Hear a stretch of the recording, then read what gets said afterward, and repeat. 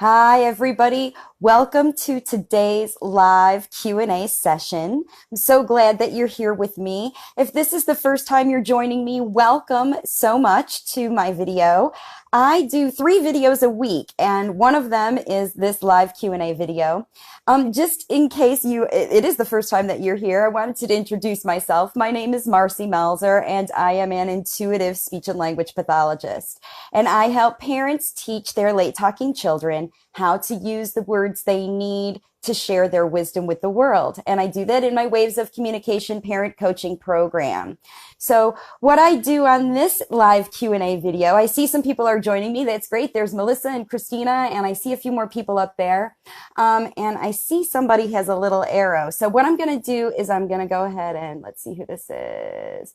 I'm going to add Jessica is one who is recording. So while this is adding, like I said, what we're going to do on this video is I'm going to talk to parents about what's going on with your kiddo and see, oh, she doesn't want to go live. Sorry. All right. So if you are interested in going live, maybe you're just watching, you can post a note here west at the bottom of your screen. If you turn your phone sideways, you can see down there that there's an opportunity for you to join me live. If you don't want to join me on camera, I understand that too.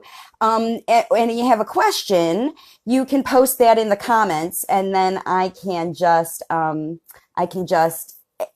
answer it this way while I'm talking. So, all right. So while we're waiting for some folks to start joining, I see more people there. Stephanie and CJ and Kristen, Mildred, Nick. Hey, thanks so much for joining everybody today. Hey, Jessica, thanks for saying hi. It might take a couple minutes for some more people to join on. And in the meantime, like I said, what I do is as a speech and language pathologist, I've worked for 30 years in the field helping kids and adults, working with all ages really, but I specialized mostly in working with young children or young children, they're all young to me. Anywhere between 18 months and 18 years is a child, I think. But what I do now is I coach parents. So it really doesn't matter how old the child is. If you as a parent are interested in knowing what kinds of things you need to be doing with your child to teach them how to use words, then that's what I do in my program. So hopefully I'll have some folks joining me today on this. It's Jessica, maybe, if that's you, if that's the same one. Did I ask you before? I don't know. I saw you on there. If you are interested in joining me live. It's a little awkward here, sort of waiting for people to jump on, but she didn't want to join. I see there's a couple more people joining now. So again, what I like to do on these live videos is talk to families. How I help families is I coach them in the strategies that they need. So what usually happens, what always happens in my program is when parents communicate with me, hi Brianna, the kinds of problems that you're having at home with your kids as far as communication. So if your child is using whatever they're using that's not words, if they're dragging you around, if you're in picture system mode and using PEC systems or picture exchanges or visual schedules or sign language, or you have made things sort of independent for your child so that they can get things independently, all of those things are alternative ways that families often use necessarily to get your kids to, be interested or at least learn how to communicate with you, what they want, what they need, what's going on, things like that. And, so I think the biggest thing that I've been able to do that's a little bit different than what I used to do as a speech pathologist, when I worked in the field working individually with families, I spent more time coaching with parents. Somebody sent me a message, Colette, you're more than welcome to share my stuff. If you see any other parents who are interested in helping their kids. So what I do now is I'm on a mission. I gave up my private practice and where I see kids individually, and I've shifted now to coaching parents, because what I've found is that when parents know the strategies to solve the problems, the communication problems. So typical communication problems that parents of late talkers have is they don't know what their kids want. They may be good at sort of showing you things, bringing things to you, but you have to do a lot of guessing. There's Colette. I saw that you just sent me a message, Colette. Feel free to share this link with whoever. So, or all of my videos. Like I said, I do videos 3 days a week, because now I realized, after working for 30 years as a speech pathologist, that it is all about parents doing the work that makes a difference in kids,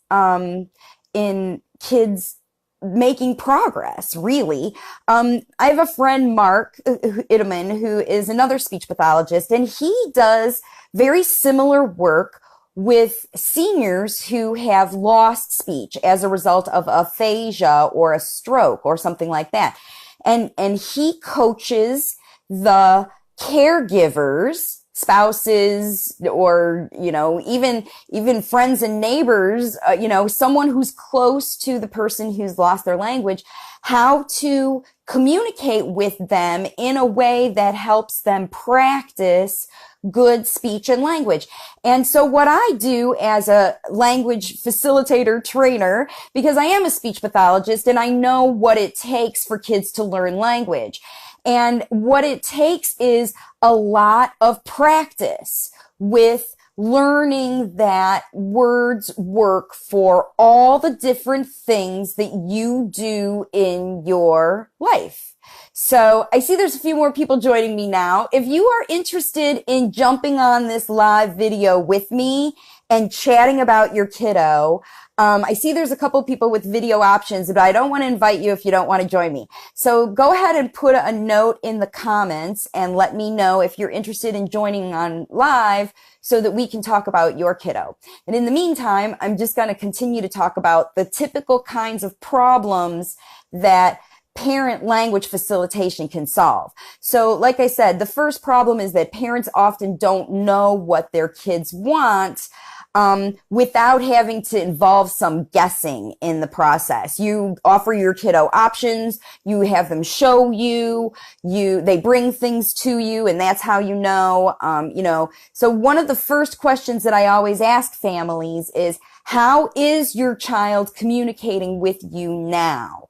Because even if they're not verbal, if they're not using language, words, to tell you the things they want, they're showing you somehow, especially the things they want. They might not be communicating with you how they're feeling and things like that, except for through behavior, if they're happy or sad or things like that, crying or giggling, they may use that kind of communication. So you have to pretty much guess what they want and what's going on as you are working with them at home, as you parent them, as you care for them.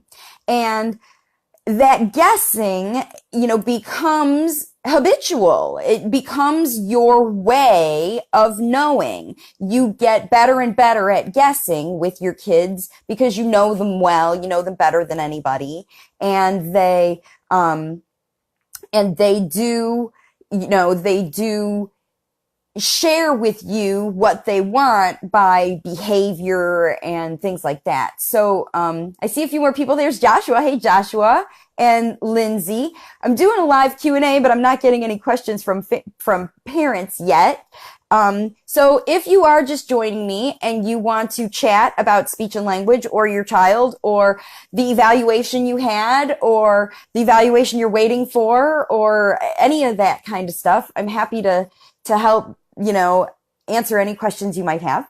I know that there's other people watching. They might just be curious to see what the heck I'm talking about because I'm kind of coming up with ideas. So I'm talking about parents, the problems that language facilitation can help you solve at home. So it can help you figure out what your child wants, because what language facilitation does is show you how to teach your child how to use words to ask. And the strategies in language facilitation are similar to how people learn a new language.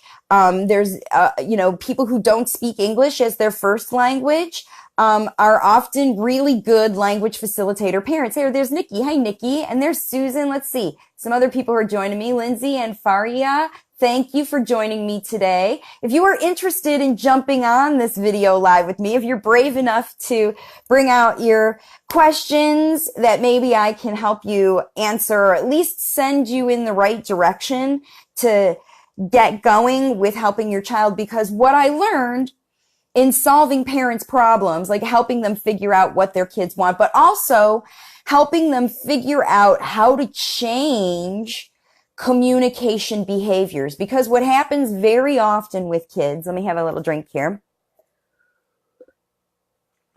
is that they are communicating and they might even start talking. Okay. So maybe in therapy, they learn some words.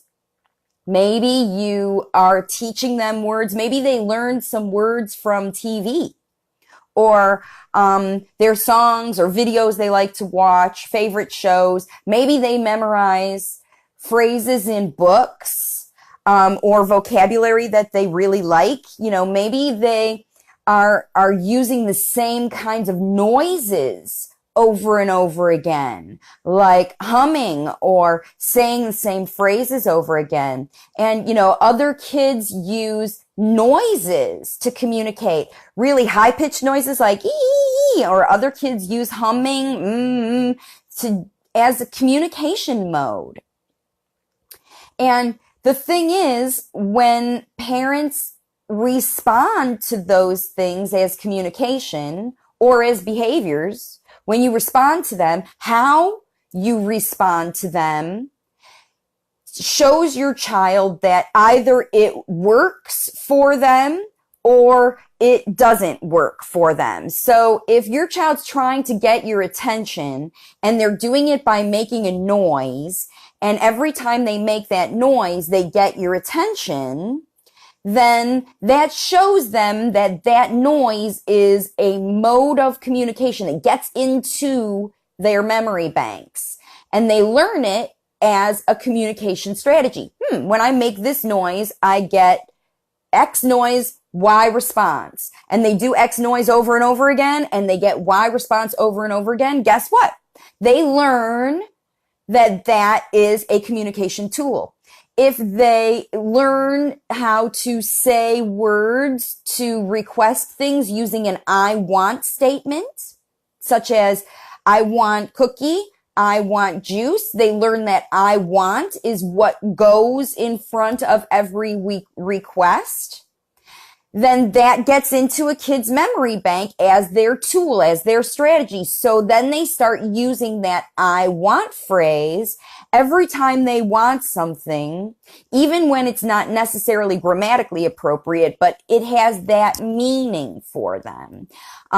Just like kids who use a sign, like they use this more sign, or they do a gesture or a phrase or some kind of cue that they learn physically with their body to let you know something, and they do it non-verbally. If you don't attach a word to that and say that word over and over and over and over again, then it's the gesture and the visual thing, the movement, that imprints on your kid's vocabulary list, okay? Their vocabulary may not be words, individual words. Their vocabulary may very likely be ideas, visual pictures, experiences, phrases, or sounds, even Like, let's say the first time your child tries to say a word, it's for the word bubbles,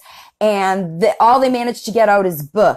But you're playing bubbles, and you know that that's the moment when they start saying bubbles. And the first time they say it, they say buh, because they're just trying it out. They're trying to see if it's real words, to, see what's going on like that. They're just trying it. And you get so excited because that's a real try at words, even if it's not perfect. I mean, the first try at anything is a try. And with language facilitation, you really want to try. That's what you're going for. So if you do a try with your kiddo and they try at a word and you get really excited about it and all you've gotten is the first part of it, but you still get really excited, that imprints on a child. They know. And then the next time they might say that first syllable again and they get stuck into using just the first syllable of the word because you've shown them that that is enough for them to do. Because late talkers, here's the thing about late talkers, they don't like to talk. They don't like it. If they liked it, they would be doing it. They like the vocal play they're doing. They like the noises they make. They like the screaming they try. They like that because they're coming up with it on their own. They like the things they say over and over again, but they don't like to say words when other people tell them to say words. It's a thing about late talkers that happens. That's why speech therapists can get kids to do things when they make it super fun. You know, and often what happens with parents is they don't understand how to make it fun in everyday life because everyday life isn't always fun. But it can be if you know how to facilitate language during your everyday activities and make it fun. Because that's what I do in my program is I show parents again how to solve the problem. So the first problem that language facilitation helps you solve is you understand what your child wants because 100% of the time they're telling you what it is and you're showing them how to use words. And the more they shift into learning how to use words, the more they learn that words work for them as a utilitarian need. That's always what happens first, is kids learn that words work for them. That's why they always learn to request things first. And then once they learn that words work for them, then you have to show them how to use those words for other reasons. And that's how you solve the other problems in your house. Like, why my child doesn't know how to communicate when they're upset. Like maybe they have sensory issues and they're hypersensitive to loud noises and busy spaces. Okay. And they're so hypersensitive to loud noises and busy spaces that you have to work so hard with them to even tolerate being around loud spaces and noisy places. You know what I mean? At the same time, they're not focusing on what are the words for this experience. They're not. They're focusing on riding out the experience, tolerating it, the experience. If they're working on using walking, they have to learn how to use walking first. If that's their primary focus, they're not thinking and focusing on the words. When you do language facilitation, it's your job to learn how to mesh that stuff. Hey, I got a question from Emerald Acres. Hey, I'm Marina. Hi, Marina. She has two boys who are 13 and 11. They use a lot of single words, but couplets are rare. They have difficulty with proper pronunciation, such as they say truck very clearly, but, oops, let me look, I have to see more. But they say, woo, don't do that. But they say Kaler instead of trailer. Okay.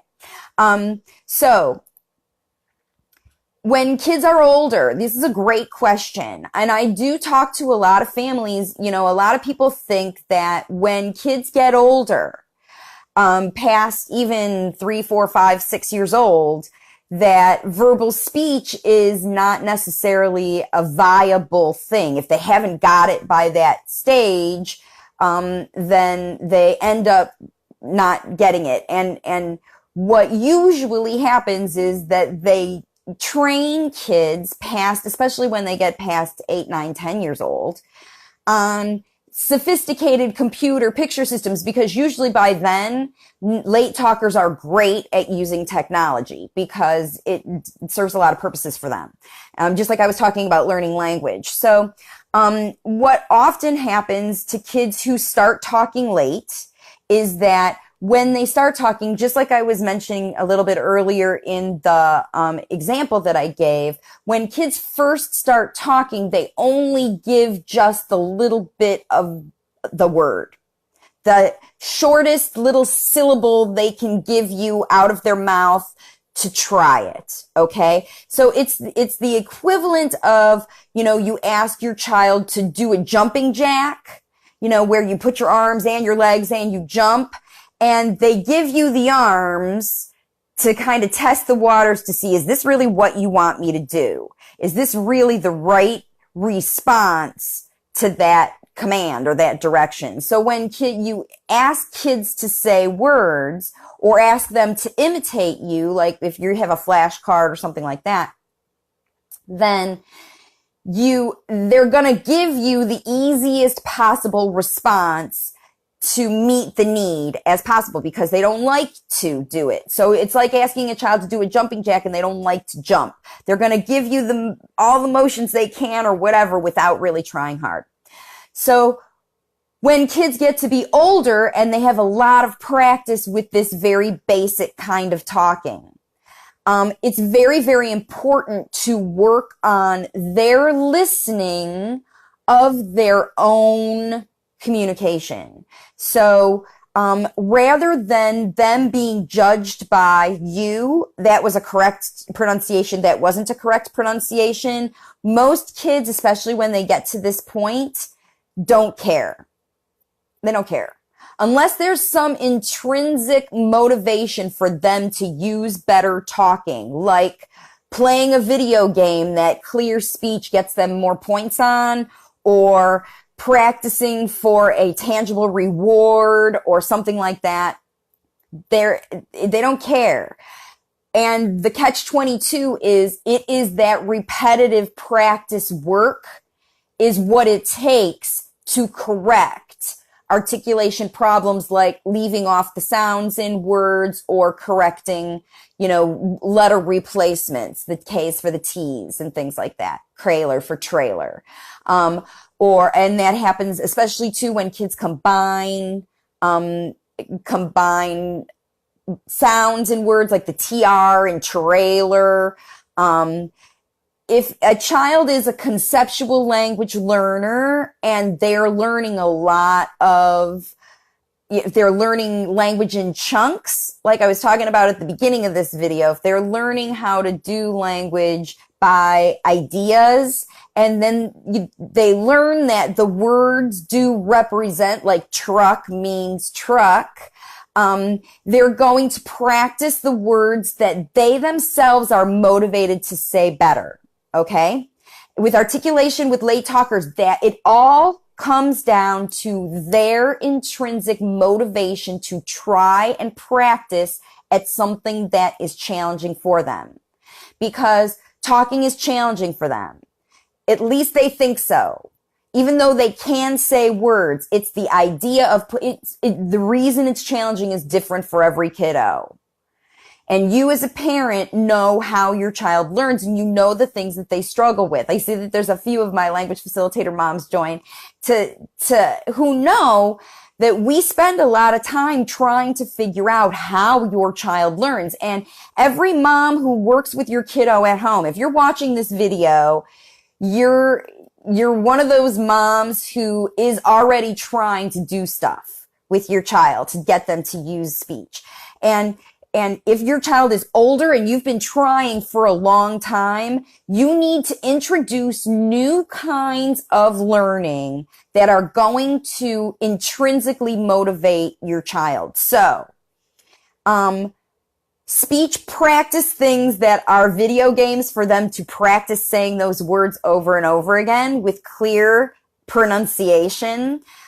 Practice you can do at home that has intrinsic motivators. But again, I think the most effective strategy is for kids to do self-evaluation of their speech. So what you need to do is have target words that focus on like that TR, that combination, if that's what you're looking for, or 3-syllable words, if you're looking to get all 3 syllables, or consonant, vowel, and consonant, if you're working on final consonant. You need to have a series of target words that you should expect your child to be able to say accurately 80% of the time, with a model, with you helping under pressure when they're trying, okay? And you need to get those, it doesn't have to be even many vocabulary, only 10 or fewer, 5 or fewer. Target vocabulary words for your child that focus on the sounds and sound combinations that you want them to work on. And then you practice with those things, and your child has to repeat them. I always say the same as their age, and I'm smiling because if your kids are 10 and 13, that means that they have to practice those words 10 times, and they have to have 10 good productions, which may seem extreme, and it probably is for your 10-year-old late talker. So you might want to say half their age if they're that, because even repeating one articulation target practice 5 times is probably enough. But for a 6 or 7-year-old, if they're doing them 6 or 7 times, they have to have 6 or 7 good practices with each one of their things. And they only get a point or a credit or a penny or a whatever kind of reinforcer you're using for them, sticker on their chart, smiley face, stamp, whatever, for a correct production that they themselves analyze. And how you do that is they earn their reward when they watch a video of them doing the suggestions. So that's my suggestion for you, is get your core vocabulary, Marina, like 6 target words. And for each target word that they have their required number of accurate productions in for their drill practice time, because you have to have drill practice time to fix these problems. So, when you are working on your drill practice time, you have your motivator, record it, and then have your child be the judge and see if they do the correct production or not. And if they can't judge it, then when you do the recording, you produce it first accurately. So let's say you're trying to get your child to say trailer instead of trailer. Then you're going to show them how to do it. You're going to demonstrate how to do it, trailer. And then you're going to have them do it their required number of times. And then you're going to play back the video. Just record it on your phone. Then you're going to play back the video right then and say, let's count how many times you said the same as me, trailer, and then you have them do it. So put the model right on the video so that they can see you doing it while you record it, just up close, just like me on the video right now. So you can see your mouth very well. You can put your child right here next to you and record it. And you say trailer, and then have your child do it their repetitive number of times and have them do it that way. And that's how you do it at your house. But you're not going to fix that kind of articulation by fixing it on the fly. You're not going to, while your child is playing or whatever. If they're already 10 years old and you have this kind of implanted articulation issue, you got to do drill work to fix it. So that's how that goes. All right. So thanks for that question. A little bit of stuff. So again, the other things that I help parents do, just like I did there for that mom, I hope that was helpful, is to help you learn how to work with your kids. Because the thing is, some speech and language work takes drill structure practice, okay? Not all of it. You have to practice the good articulation that your child learns in that drill practice in other times. But you can't do the initial strategies for articulation work all on the fly like that. Oops, my light just shut off. So my time, it looks like that might be the sign from the universe that we end this video for today. I'm getting ready to do my video on my page. So anyway, thanks for joining me today on this live video, listening to me babble on a little bit about the kinds of problems that I solve for parents in my Waves of Communication program, and the kinds of problems parents can solve for yourselves when you do, I'm going to turn on this light again, when you do language facilitation and help your child learn how to use the words they need to share their wisdom with the world. I'm going to shut off this video for today, but I will be back on Monday with my next hot topic video, on Tuesday with my tip of the week video in my language facilitation resources group, and next Thursday back live here again for my live Q&A video to talk about the kinds of problems that I solve for parents every week. All right. I'll see you later on my next live video. Have a great day, everybody.